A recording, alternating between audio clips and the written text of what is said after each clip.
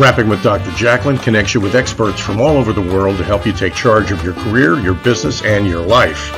Rap along with us. Visit drjacqueline.com to learn how to become a guest or a sponsor. And now, the doctor is in. Hello and welcome to USA Global TV and Business Talk Radio. We are so happy to have you here today. I'm Dr. Jacqueline Kerbeck, and you are watching Celebrate Great Britain Royally Rich Show. This show is all about the fabulous United Kingdom and the United States of America and supporting tourism and communities and business alignments. Our stars of our show today are backstage. Let's bring them out. Welcoming Helen Ashard and Ian Pelham Turner. Hi. Hello, how are you? Hi. So nice to see you. It's always lovely. I love Wednesdays. I know. I do too. I look forward to it all week. And you're looking very summery today. Is it hot over there? It's very hot, especially up here in the studio. It's probably 10 degrees hotter than it is outside. How is it over there? It's sunny. It's our 2 hot days of the year. We get 2 hot days of the year. This is what we call our British summertime. And so tonight it's supposed to go cold again, but who knows? But we're going to talk to Wales shortly, to Victoria, and I know she's in a heat wave as well. So we're lucky. We're so lucky. It's amazing. Absolutely. We thought it'd gone. We thought our heat wave wasn't coming, and it's here. So I think it's the 3rd day. So we're pretty lucky. It is. Well, I don't know if you have this over there, but here in the States, there was always this debate once the Labor Day holiday finishes, which it was just this Monday, you're supposed to put all of your white clothes away. So no more white slacks or white dresses. Do you have that over there as well? So is Labor Day a bank holiday? Yes. It's a bank holiday. No. Okay. Not really. I don't think so, unless I've missed it. Well, do you put all your whites away? Depends what you call my whites. But I'm not going to go into what I wear. I'm not going to go into what I wear. but you're quite right, because today, from the middle of September onwards, I always wear my winter clothes. I've started wearing my winter clothes, and it feels like a sauna. It feels like a sauna. How can you wear? I'm not joking. Dr. Chuck, he's wearing a coat. It's something like 40 degrees in here, and he has this coat on. Anyway, that's what he does. That's enough material for another whole show, just about how Ian's dressing and when the winter clothes come out. This is why the British are called eccentric, Jacqueline. But your internal body temperature must be lower than the normal, I would think. Really, not really. But I mean, you ought to see the amount of fruit juices we have around us this afternoon, just to keep cool and keep hydrated. You've got your own picnic going again today. We have our own picnic going. We have. I'm not going to show everyone. So we've been out and about. Everyone's been out and about. I think, have you, Jacqueline? Have you been to the beach? I always think about you, and I always think about the beach, and it's a longing. It's one of my, I love beaches. We're 4 blocks from the beach, and I only went to the beach once, and actually I did an Instagram live from there. But no, so yesterday I walked just a little over 6 miles, and I walk around the beach, but not actually on the beach. It's just crazy. What day are you on now? On 75. What so I quit. I quit after 14 days because I was not feeling well. I was literally feeling exhausted and drinking a whole gallon of water. It was just too much for me. And when I think about it, how could somebody who's 6'5" and weighs 300 pounds drink a gallon of water, and somebody like me or somebody smaller? It doesn't seem right. Well, well done. That's great that you just can do that. I have to say, your complexion looks fabulous. So thank you. It's hopefully done something well for you as well. So thank you. Just stop doing it.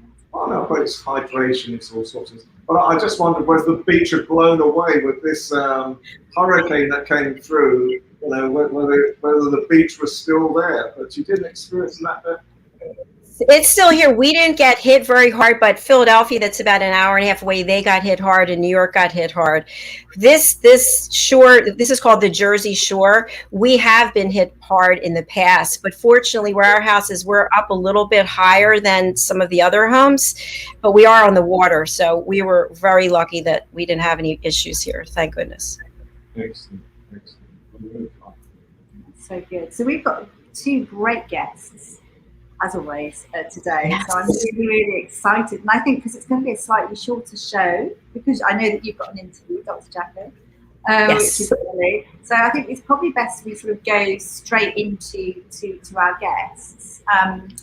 So is that okay? I think it's Sure. Great stuff. So I just want to introduce. So I had the privilege of working with our first guest, who's such a lovely lady. Her name is Tasha Leeper. I first met her, this was before COVID, and she cast for a role which she won, and she flew over to Lisbon to shoot a commercial and did such a successful job. The client was incredibly happy, and that was for McDonald's Lisbon, and she is such a great, she's an accomplished dancer, incredibly accomplished dancer, singer. She brings such joy to everybody, and she is the most fabulous, I would say, #1 Madonna tribute. And I mean, she is phenomenal, but I won't go into it anymore because obviously we can speak with her. So Tasha Leeper, her name is, and I think, Dr. J, we have a great sort of introduction video I think we should play to begin Absolutely. with. And then which is Tasha as Madonna, and then afterwards we'll be speaking to her as herself. So I'm so excited. I am too. I'm a big Madonna fan. Okay, let's take a look at the clip.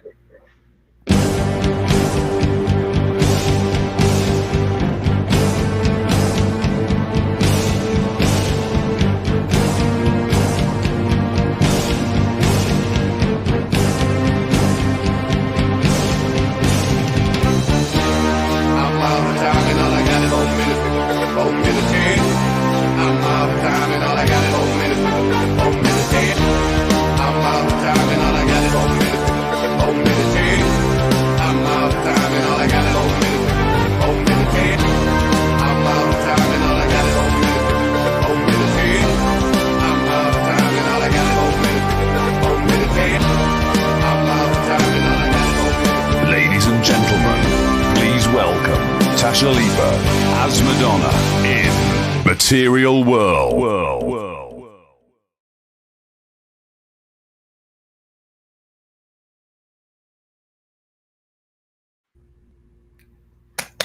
How fabulous is that? Isn't that such a brilliant intro? Outstanding. She is fabulous. She really is fabulous. And are we going to bring her on? Yes. Welcome, Tasha. Hi. Yes, thank you so much for joining us. You are so welcome for inviting me. So happy. Thank you. So we'll go straight in. It's such an amazing little clip, that it really is. And being such a Madonna sort of fan, I think a lot of my friends are too. I think maybe the age group, I'm not sure, but we won't go there at this moment. So we're really interested in finding out little gems from you. So thank you so much for joining us. And I think, Ian, you're going to start off. I am, because first of all, you look so fit. So obviously, and so in yourself as well. So how did you become a Madonna tribute in the first place, Tasha? Well, I was a professional dancer, and I got to about the age of 28, 29, and that's probably for a female, unless you go on to cruises, that's about your lot really, as a dancer.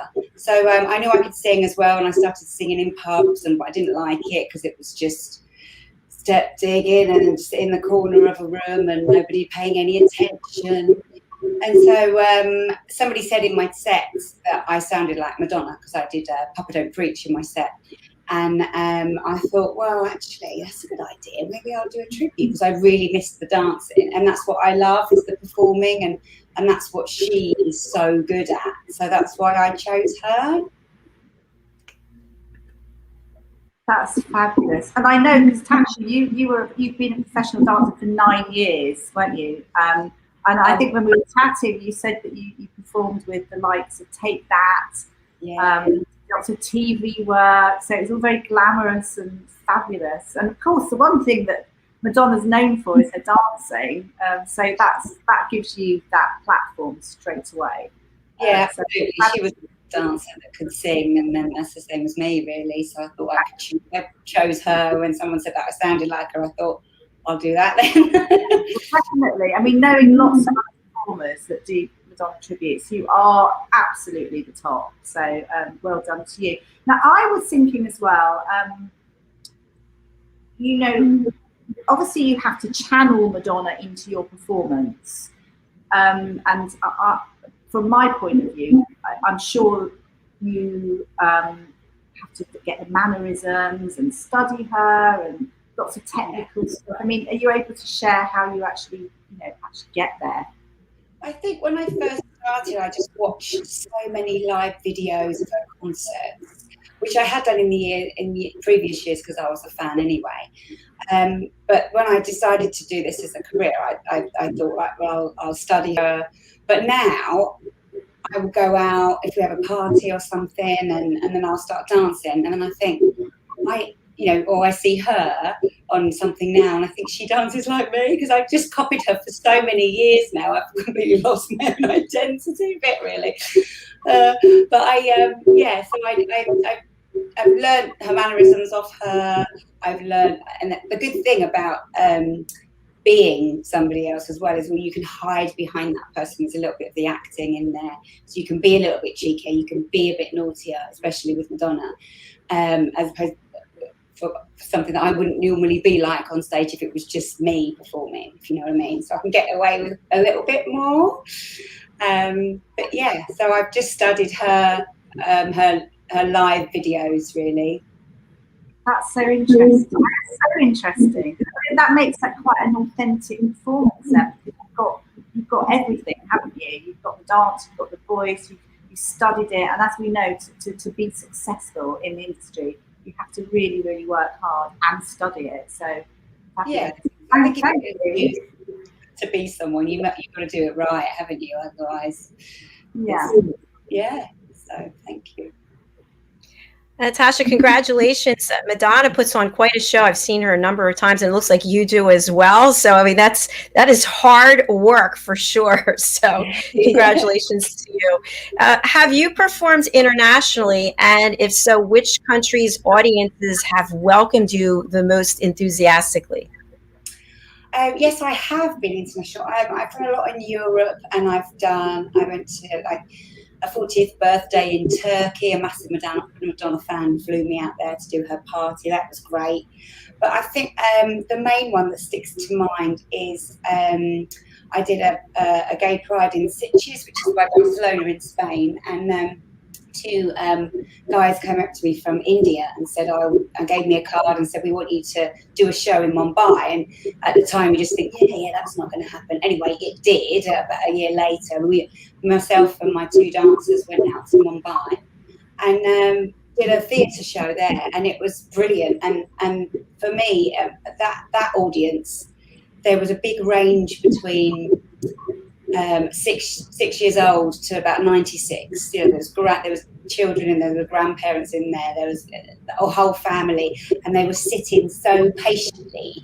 You could hear a pin drop before I went on. Usually, you could hear the muffle of people talking and getting excited and cheering, maybe singing along to what the music was playing in the auditorium.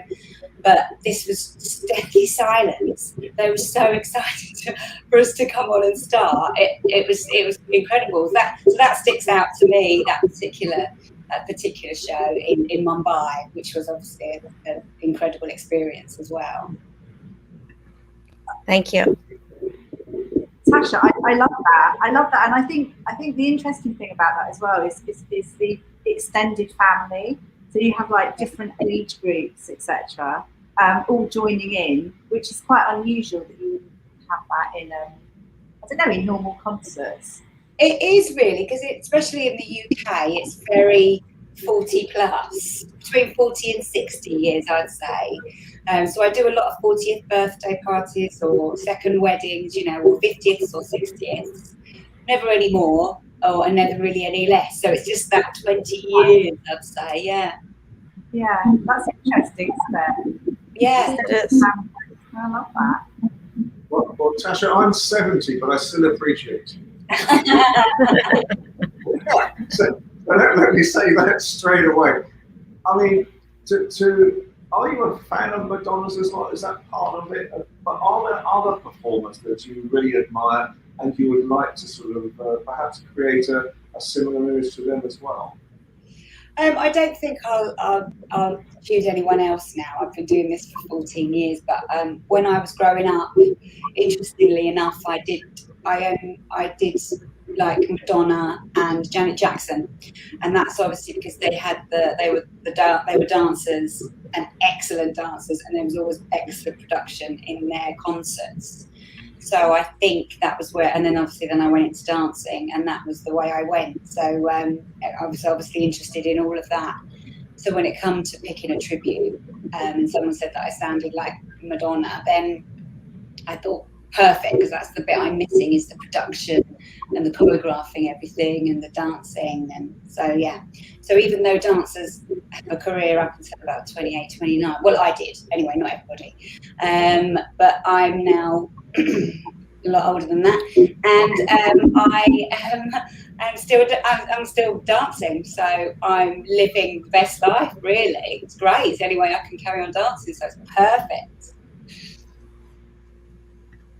I love that. That's so good. So Tasha, as we know, so you perform as a lookalike. You also obviously sing. You also perform as a solo tribute with or without dancers. So I think it's 2 dancers on the work, isn't there? Yeah. If you ever do just have 1 dancer, probably 2 dancers. Just 2 dancers. Yeah, it has to be symmetrical. Yeah. And also you perform your stage show, which is something else. It would be good to know a little bit more about it, and also which do you prefer performing out of everything you do? I find that quite interesting. I would definitely say, so when it comes to the theatre show, which I only do a few of a year, but also if I do festivals, and it depends what the budget is for whoever the client is. So if I'm just doing the solo, or I'll work with a 4-piece band and my 2 dancers. So that's what I love to do. So I'd have the boys in the band, because that's the live music. It just sounds brilliant. It's so much better. And then the dancers, because they just keep me going, and then me as well. So it's a real good, and we all get on so well. It's a really good atmosphere, and I think the audience can see that as well. You know, and the more they're on stage, the more I can go off and do a quick change into different eras and stuff like that. So it's not left. You've got to think about how the show runs. You know. But yeah, definitely would say with them all, with the band and the dancers is my favourite. That's great, because I mean, as we know, it can be really, really hard when you're on your own and you're having to set up, and you've got the PA, you've got to travel, and you've got to get there early, and you're talking about lugging your PA maybe up a flight of steps and thinking, oh no.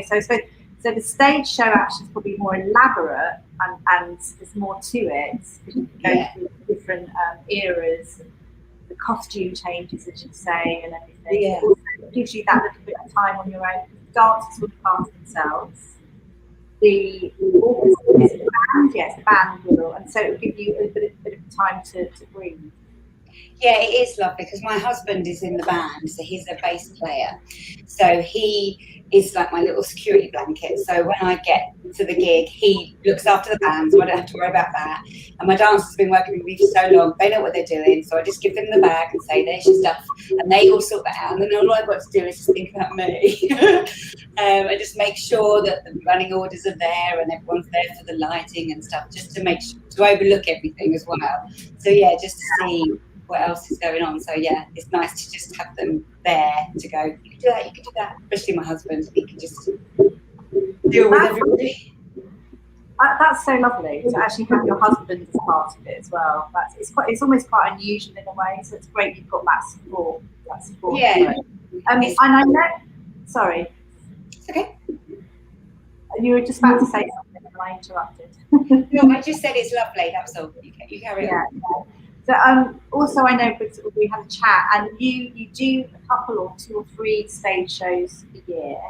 And haven't you got one coming up this Friday? Am I right? Or this Friday in the town where we live, so it's very nerve-wracking because there'll be loads of people there that we know, and I'd much rather perform in front of strangers, to be honest. But, so my parents will be in there, my 2 girls, my daughters will be in the front, and they'll all be there. School teachers, dance school teachers, everybody, So, I'm really looking forward to it. It's been a long time coming, obviously, because this has been postponed for quite a while now. So everyone's itching to have a great time, and so are we, really. So it'll be, really looking forward to it. that's so lovely. So which town? Remind us of the town where you're performing. And is there any tickets left? I mean, can people buy now? It's in Worcester, in Worcestershire, and it's at the Swan Theatre. And yes, I went to get some to see what the tickets they were doing today. And there's still some left. You can buy some on the door. It's sold really well, actually, because obviously people are still being a little bit careful. But it's sold extremely well, about 2/3. So we're chuffed with that. So that's great. That's amazing. So you can buy it at the theatre, which is fantastic. Yes, so, yes. Thank you for sharing that. That's brilliant. That sounds like a fun time. I wish I could be there, especially on a Friday night. What a great way to kick off the weekend. Yeah. Natasha, you must have to be quite energetic in your work. How do you stay fit? Well, I think I'm just one of those annoying, lucky people, actually. I do go to the gym, I do swim, but I'm not very good at going on my own, and I'm not very motivated like that. So I have to be in a class, like a dance class, just to keep me going. Otherwise, I'll just give up, to be honest. I don't run because my knees start hurting. So I thought, don't do that because I need to dance and work. So I don't run, but I do swim, and I do classes at the gym. Not much, but I'm just one of those lucky people that find that energy. I think I've just got a lot of energy. I don't know why.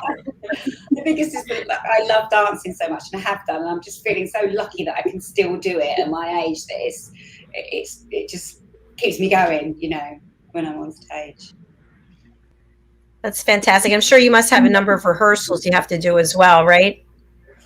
Well, no, because we've been doing it for so many years. What I do with the dancers is I send them a video of me in a recording studio, in a dance studio, with videoing from behind, but in front of a mirror, so they can see what I'm doing with my hands, and they can copy me, and then they learn it because they're all professional dancers. They learn it from a video link, and then we get to the gig wherever it will be, and we'll end up just having a quick run through, and on we go. But they're professional, they're amazing. So obviously I wouldn't pick others. So yeah, it's good. Excellent, thank you.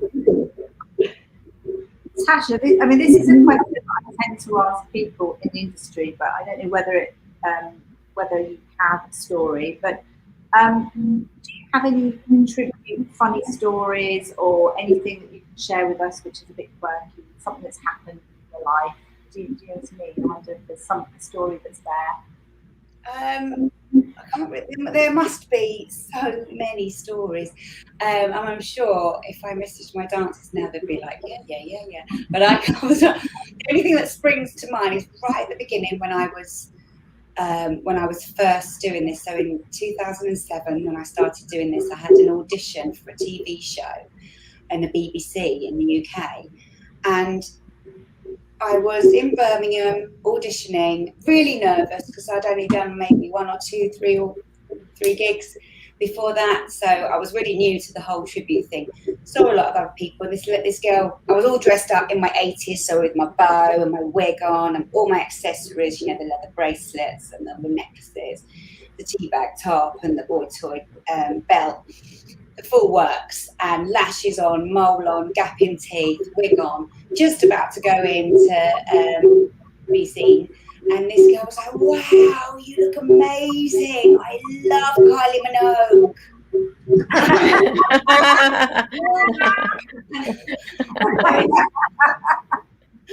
So it made me even worse. I was petrified going in after that. Oh, I love that. It's a good story. I was just thinking, Tasha, that with the two daughters, now that obviously you've got a great passion, but is it a case of, oh, mum, don't,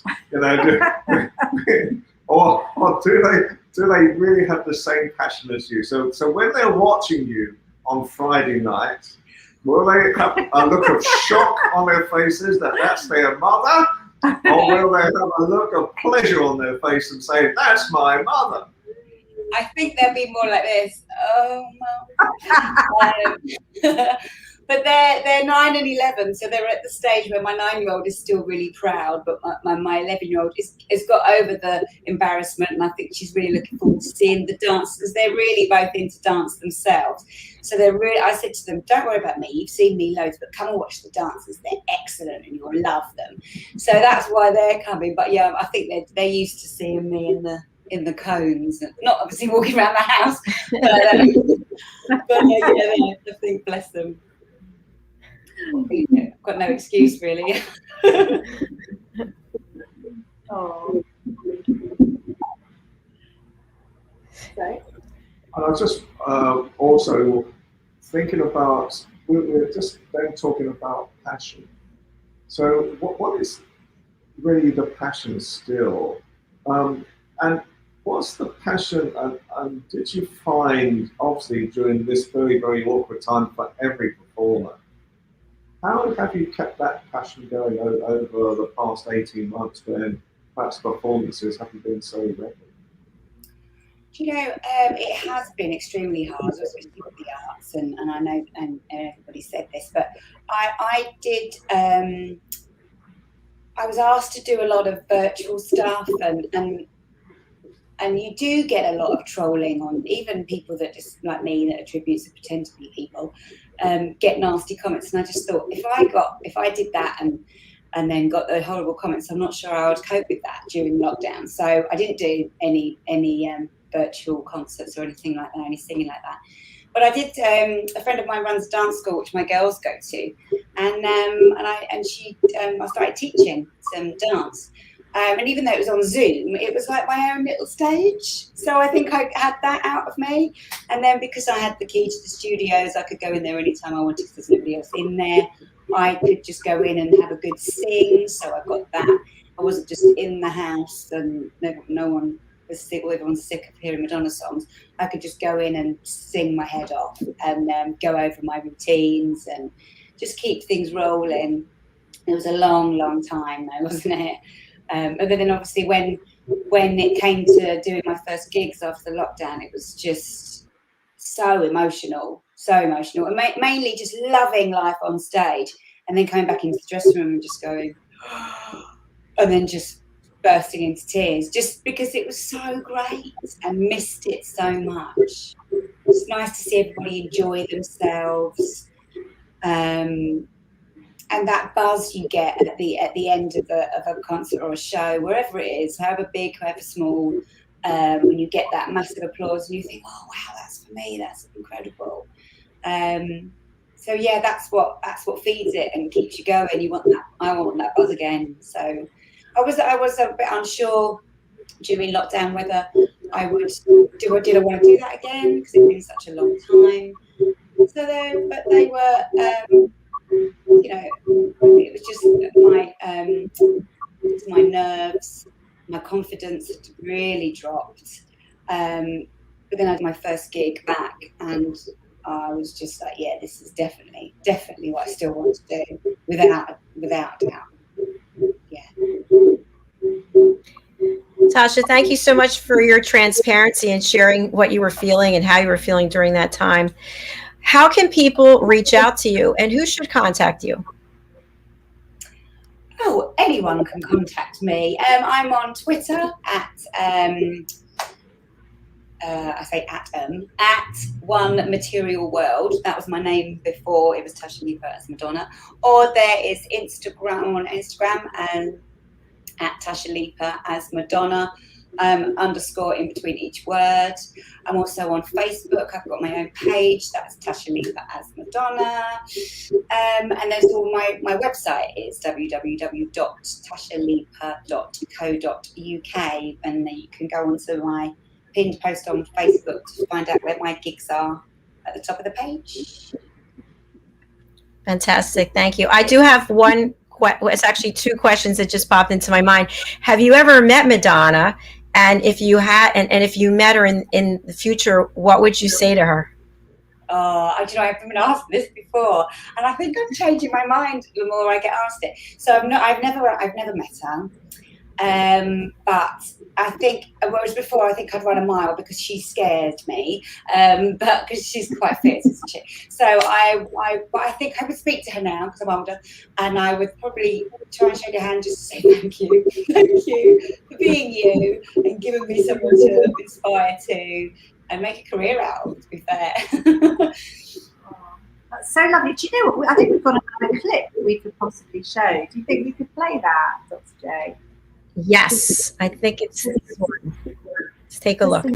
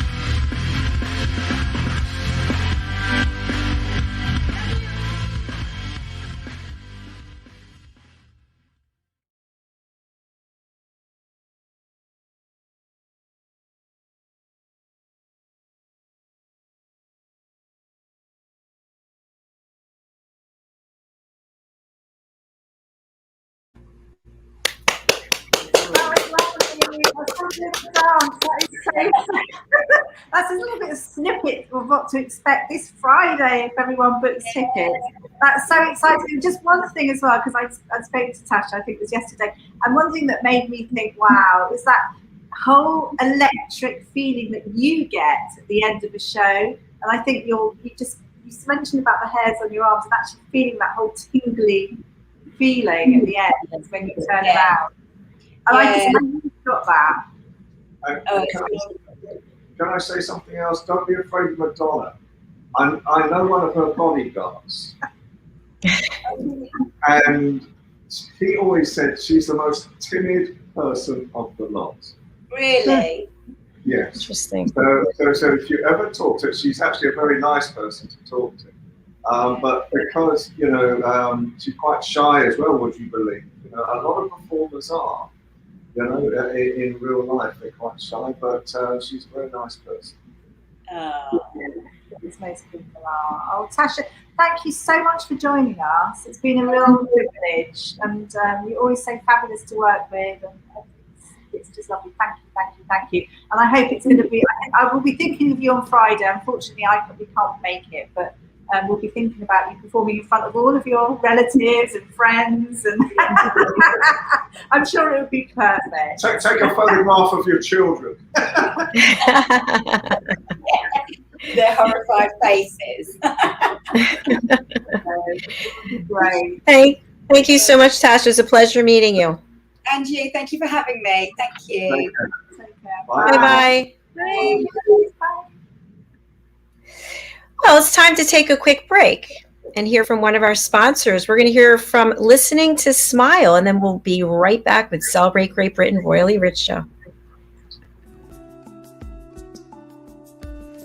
The music, services, and programs that we offer at Listening to Smile are based off of scientific studies and research, along with our own personal experiences and testimonials from our clients and our affiliates that we work with worldwide. My own personal journey began in around 2010, and I tried to find relief from a chronic illness that I was diagnosed with. And the traditional ways of healing, they tried to fit me in this box, and that didn't work for me for so many reasons. And this led me to a self-discovery that I never expected to be so life-changing. Healing is multifaceted. It requires us to really look at our whole selves and to get really honest about what we see. I started to see movement towards recovery when I started to integrate yoga into my life daily. When I started to incorporate the music into all aspects of my life, including my yoga practice, my healing completely accelerated, and listening to Smile's music helped me to open my consciousness. I was able to open my eyes to new perspectives and make changes that I needed to make in order to recover. The most noticeable difference that I saw right away, like immediately after listening to my first frequency track, was how much my anxiety stopped, completely stopped. There was such a relief. My mind was actually quiet for the first time in so many years. I felt safe. I felt this comfort and this peace immediately. I continued to listen daily, and I found that amazing things were happening inside of me. I felt calmer, I felt happier, I felt like I was in this little bubble of peace. Physically, I started to see the changes happening. I started to see the things happening in my body that needed to happen for me to heal from my illness. I felt empowered, I felt hopeful, and something that I hadn't felt in years. This is why we at Listening to Smile integrate yoga and Listening to Smile music together. We see such a huge benefit from integrating the music into other modalities of healing. It accelerates these modalities, it steps them up to another level because it works on the brainwave states and the neural pathways in the brain. This is something that is not very easy for us to do alone at home, but the Listening to Smile music makes that possible. This is where real change happens. This is where the body and the mind sync up and work towards health of the being as a whole. That is true health, and Listening to Smile frequency music will get you there.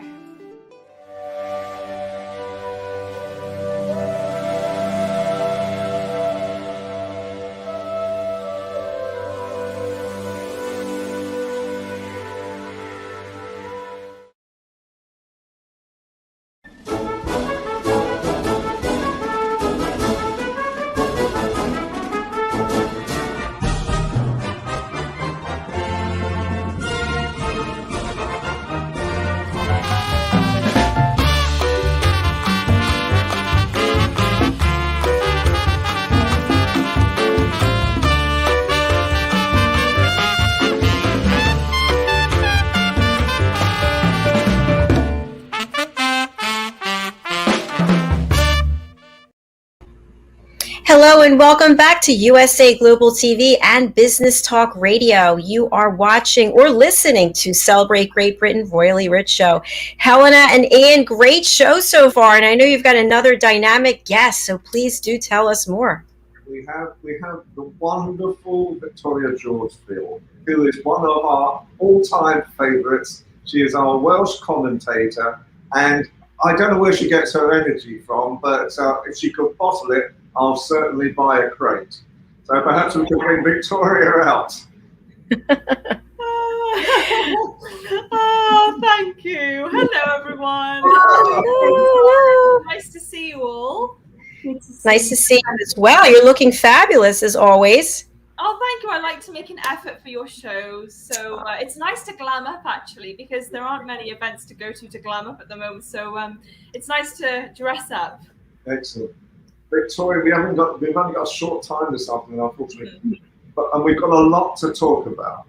So, my God, have you been doing so much at the moment? I don't know. I get this feeling. I don't know where your energy's from, but you can talk about that sometime. I don't know where I get it from either. I really don't. You've just been on holiday, and I'm not surprised you've just been on holiday after that walk you've just done. But you've been on holiday in West Wales as well. So just briefly tell us, what are the values? What did you get from a holiday in West Wales? Everything, absolutely everything. I mean, it's not that far from where I live. It's about a 2.25 hour drive. So not that far, but it's just gorgeous. My mother's originally from Pembrokeshire in Haverfordwest. And there are so many lovely memories, childhood memories that I hold from Pembrokeshire.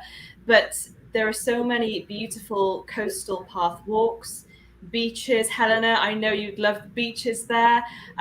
Castles, there's everything. It's just so natural as well. It's so naturally beautiful. They've got the flora and the fauna. And it's just gorgeous. It's so relaxing as well. There are a lot of sort of commercialized areas as well, but if you know the area, you know whether you want to go to them or not. It's up to you. But there are certain areas that are slightly more busy than others. And there are certain coves that are really, secluded and secret. So that's fun as well to find them. And even for the locals, people who have lived in Pembrokeshire and West Wales, there are still certain areas that people are discovering now. So there's always something new to find out and something new to see. But I'd say the values for West Wales, Pembrokeshire in general, are family. To be honest, family is so important. It's a massive value for the entire country of Wales. But West Wales, agriculture is so important, the agricultural side of it, the farmers and the tourism. I think Pembrokeshire really relies on tourism a lot for their economy. So it's really great that things have opened back up now, because otherwise it could have been a little bit worrying. But I would say family, agriculture, tourism is very important in West Wales. Oh, thank you, Victoria. I know that you have a little clip for us, but I'm just thinking maybe what we'll do is we won't show the clip this minute because we want to get everything in. Okay. Maybe if we did have time, we can come back to that. But I love Wales. My mum's Welsh too, so I've got a bit of Welsh in me. So I think it's such a beautiful place. So thank you. Oh, wonderful. Well, King Henry VIII was born in Pembroke Castle. So he's a Pembrokeshire lad.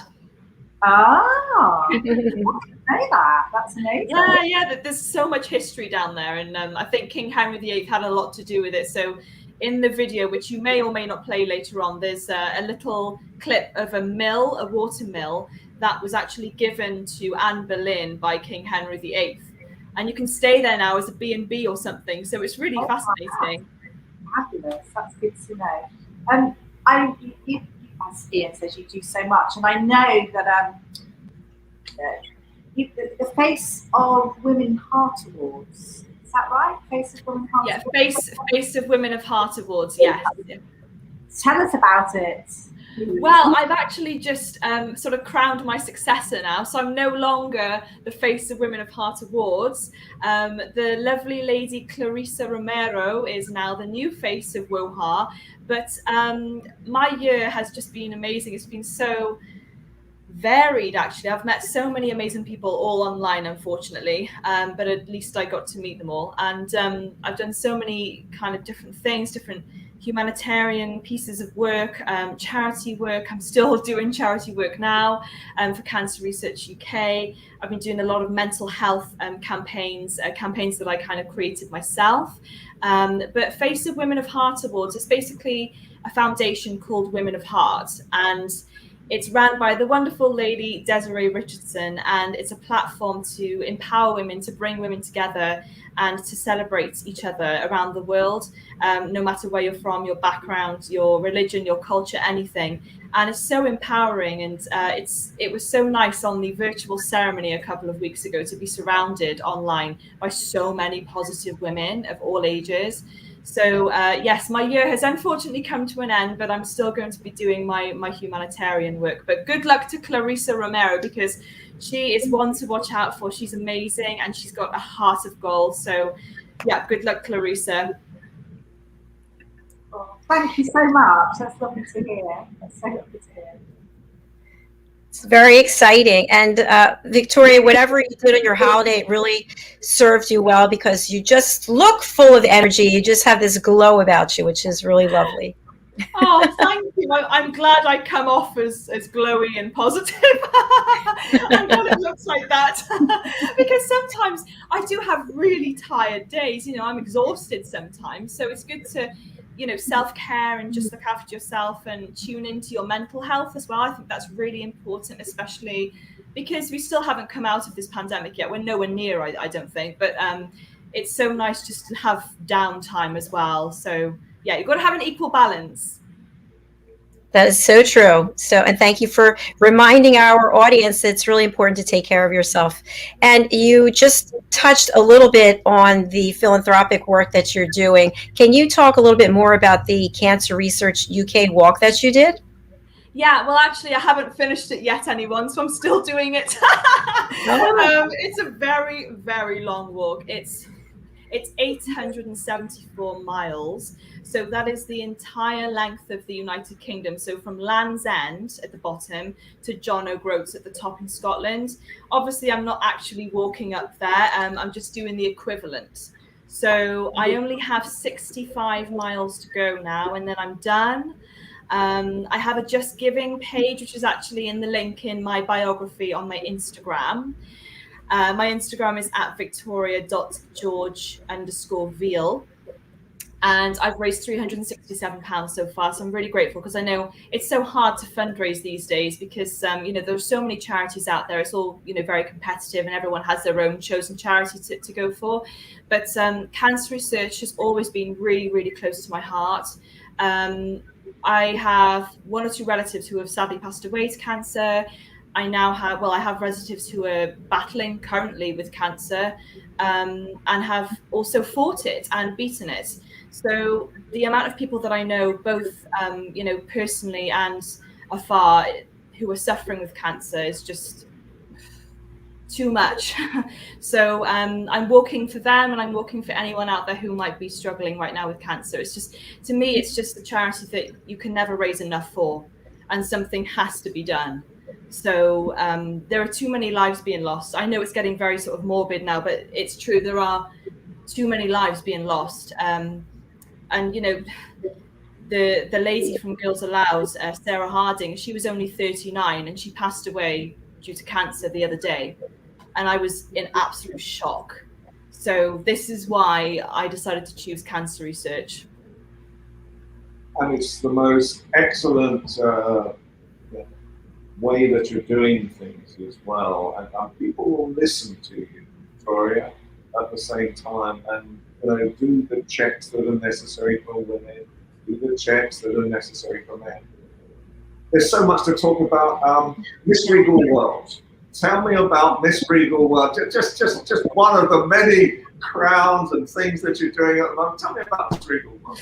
Well, some of you may or may not know, I'm not sure, but I run an international online pageant called Miss Regal World, and it was actually launched in 2020 in April, I believe, last year, when the first national lockdown ever happened. And the reason I created it was because there were so many cancellations happening, so many pageants and competitions and events being postponed at the time, that I thought, well, we can't stop life completely. We have to continue it somehow. And there are so many women and young girls out there that want to do a pageant and to make new friendships and make new memories and to empower themselves. So I thought, well, why don't I do an online pageant, which is international? It includes everybody around the world. You don't have to fly somewhere, because basically we weren't allowed to anyway, so it wouldn't have been safe. But it's something online you can do from the comfort of your own home. And it's to spread positivity and kindness. And again, to empower women and to empower each other and to create a safe platform online for women and young girls to inspire each other and to make new friends during what was a really, really tough time. So I did that, and it's been going for 2 years now. And this year, a couple of weeks ago in August, I just crowned my 5 new queens. So I have Miss Junior Regal World. She was representing Vietnam. She's amazing. Miss Teen Regal World, who was representing Canada, Miss Regal World, who was South African, Ms. Regal World, which is Australia, and last but not least, Classic Miss Regal World, which is for ladies 50 years plus, and she was representing Zimbabwe. So I do have a small, very small promotional video if anyone would like to see it, of my 5 queens. Yeah, we've just about got enough time, I think, to play. I think okay. We have Dr. J, while you're looking for it. But just so we will go on after that. But I have it right here. Yay! Yay! Okay, let's take a look. Excellent. There we are. Thank you. Well, you may have noticed that the Miss Teen and Miss Regal World don't actually have their crowns and sashes on in their pictures. That's because they're still waiting for them through the post. So yeah, it's a bit unfortunate, to be honest, because I posted them a while back. So South Africa and Canada are still waiting their crowns and sashes, bless them. But Haley, who was Ms. Regal World in Australia, she got hers last Thursday. So she very quickly did the photo shoot, and she was all ready to go. And she actually, very quick story. She, as soon as she got it, which was on Thursday, the crown and the sash, it's very, very beautiful, very beautiful. She decided to pick her daughter up from school in a full evening gown, the sash and the crown, so full on royalty. And she arrived, and all the children were running up to her, and she made this little video, and oh my goodness, it's a princess, and it was so lovely to see. That's so lovely. That's beautiful.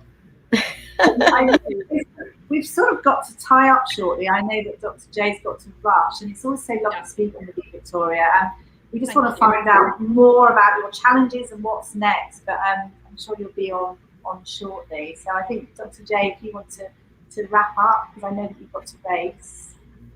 Sure. Yes, I do have the Wales promo.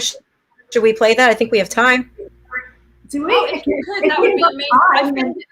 I filmed it myself, so it's not very professional. I did it whilst I was on holiday. Oh, well done. Okay, anything you want to say before we show it? Enjoy. Wow, that was beautiful.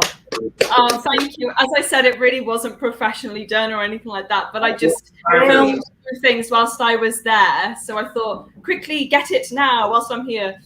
That's beautiful. Thank you for sharing that with us. Victoria, what's the best way for people to get in touch with you?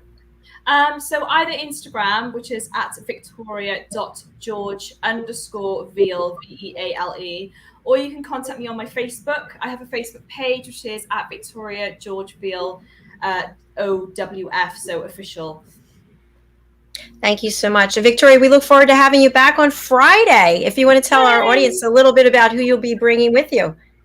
I'm bringing Pollyanna Nielsen and Haley Parker-Close. Haley is actually my Ms. Regal World from Australia, and Pollyanna Nielsen is one of the finalists from this year's pageant. So they have their own stories to tell, and I thought that they were very worthy of telling the world, basically. So I'm really looking forward to seeing them online on Friday. Thank you so much. And thank you, Helen and Ian. It's great seeing you all, and I hope you have a beautiful rest of your day there. We will have a great one. Have a good time. Lovely seeing you again, Victoria, and see you next week. See you next week. Bye, everyone. Thank you for being here. Bye. Bye-bye. Bye. Bye.